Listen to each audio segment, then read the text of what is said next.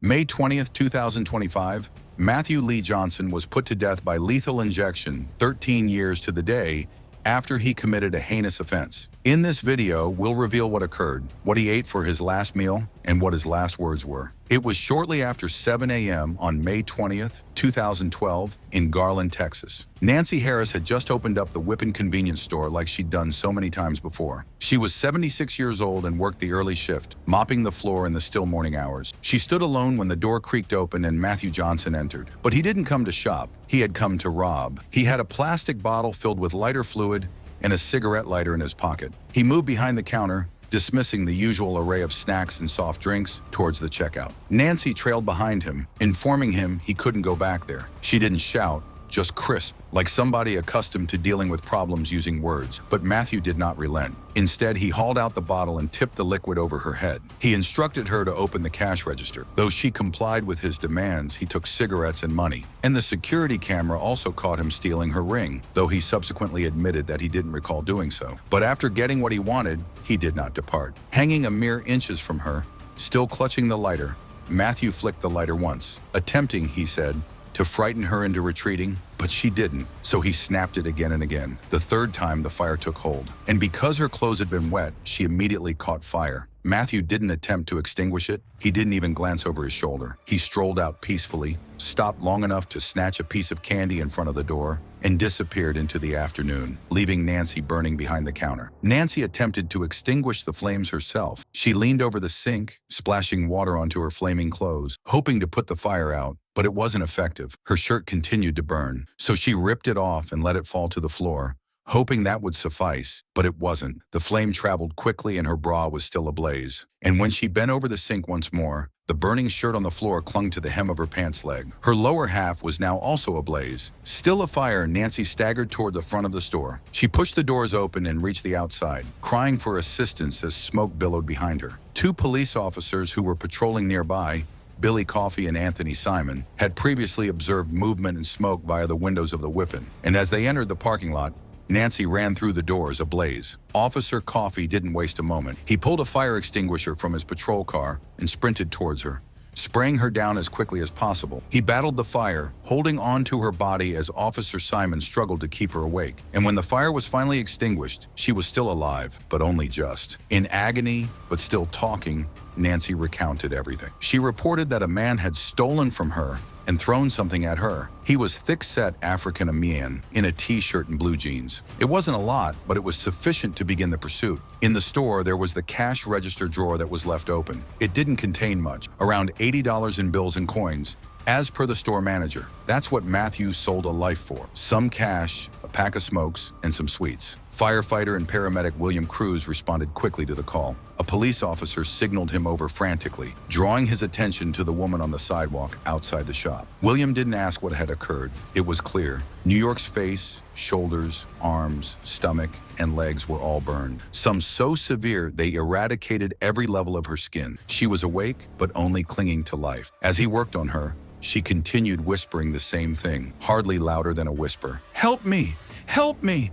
Help me!" Then again, "Help me! Help me! Please!" There was terror in her voice, not only fear, but comprehension. Nancy knew how dire it really was. Meanwhile, Matthew remained on the loose. He leaped over fences, threw his shirt into a dumpster, swiped a bike off a front porch, and vanished into the neighborhood. During the course of this, he smoked another pilfered cigarette, hid in bushes, and fought with a man who attempted to block him. Approximately an hour into the ordeal, he was seen by an officer, and after a brief foot pursuit, he was eventually apprehended. In his pockets, they discovered New York's ring and about $76 in cash. At the station, Matthew broke down and confessed. He did it all, he said.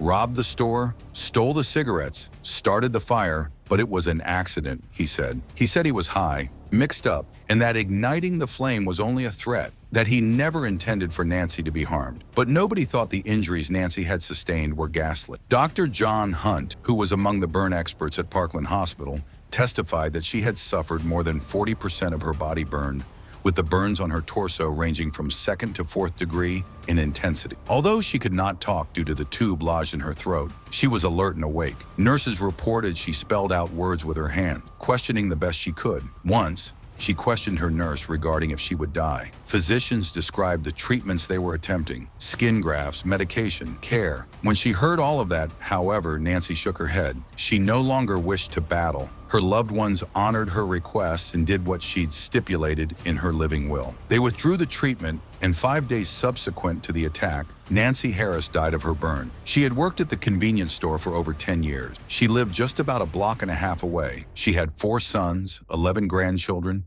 and 7 great-grandchildren. Matthew was charged with capital murder at that time, and this was not a situation where the prosecution had to use speculation. The security footage was unambiguous. The bottle of lighter fluid was discovered, and he had admitted to dousing her in it. He had a lighter in his hand. He stole from her and then burned her. And in court, he didn't dispute any of it. He even told the judge where he'd been the previous night. He reported having attended a wedding reception at his brother's residence, which was not too far from the whip in storage. There, he had a heavy drinking session, and when the party was over, he acknowledged that he was intoxicated. A family member gave him $30 at around midnight. The cash was intended to be used to repair his vehicle, but Matthew had different ideas. He strolled a couple of blocks, came upon a dealer, and used it all for crack cocaine. He smoked some immediately, then sold some in order to purchase more. By 4 a.m., he reported that he had already consumed 10 rocks of crack. Between 4 and 5 in the morning, he had a Xanax. Said he took it to relax himself so he could go home to see his daughter, but rather than going home, he wandered back to his brother's around 6 o'clock in the morning. On the patio, he spotted a bottle of wine, sat down, and imbibed it in its entirety. And that's when the urge resurfaced. He needed more crack, and he didn't have money to buy it. So he made a decision. He took a plastic bottle, filled it with lighter fluid, and he grabbed a cigarette lighter. His idea, he testified later, wasn't to harm anyone. He wanted to just scare somebody, pour a little bit of fluid, have the flame, and make them anxious enough to give up the dough, then get out of there. At trial, Matthew testified, he never sugarcoated a thing and referred to himself as scum. In the face of the jury, he told them he was worthy of death for what he had done to Nancy Harris. He even informed them that they should burn him up just like her. Yet in the same moment, he begged them for mercy. Not on his behalf, he claimed, but on behalf of his daughters. He had 3 little girls, and though broken as he was, he didn't want them to grow up knowing their father had been put to death. He pleaded with the jury to spare his life for them, but it wasn't successful. On December 10th, 2013,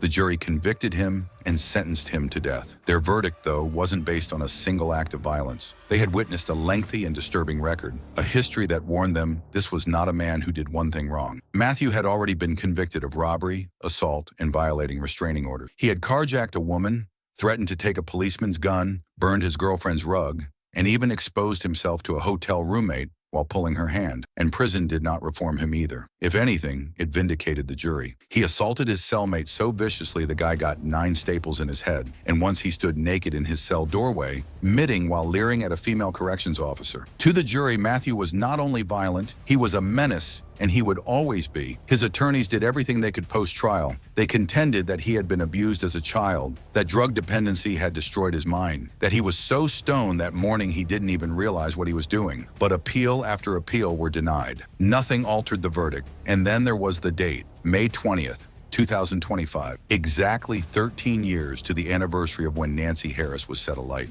After over a decade on death row, Matthew's time had expired. Inmates are no longer permitted under Texas law to ask for the privilege of a special last meal. So Matthew had the same standard tray as anybody else. When asked if he had any last words, Matthew addressed the victim's family and spoke to Mrs. Harris's family. "As I stand here and look at all of you, I see her that day." He stated, "I just please ask for y'all's forgiveness. I never meant to hurt her. I hope that she's the first face I see when I wake up, and that I'm going to spend forever with her." He went on, thanked God and thanked him for the life he gave me. Next, he spoke to the men he spent years with on death row, referring to them as brothers, and said that he loved them. He also thanked the prison officials for respecting him, for providing him, in his words, with the chance to get in good standing with my Lord. Next was his apology to his wife and daughter. "Just understand that it's nothing that you all have done. I made bad decisions, I've made bad choices, and now I reap the consequences." He finished with a thanksgiving prayer. "I give thanks to the Lord for the past 13 years. He has granted me the chance to seek his forgiveness and give thanks for his redemption." He prayed, "Welcome me, Father. Thank each and every one of you for being here. I'm done." Warden Matthew was given a lethal injection around 6 p.m. within the Huntsville unit. He gasped a few times, then started to make low snoring-like noises. In a minute, the movement ceased. He was dead at 6:53 p.m. Matthew Lee Johnson was 49.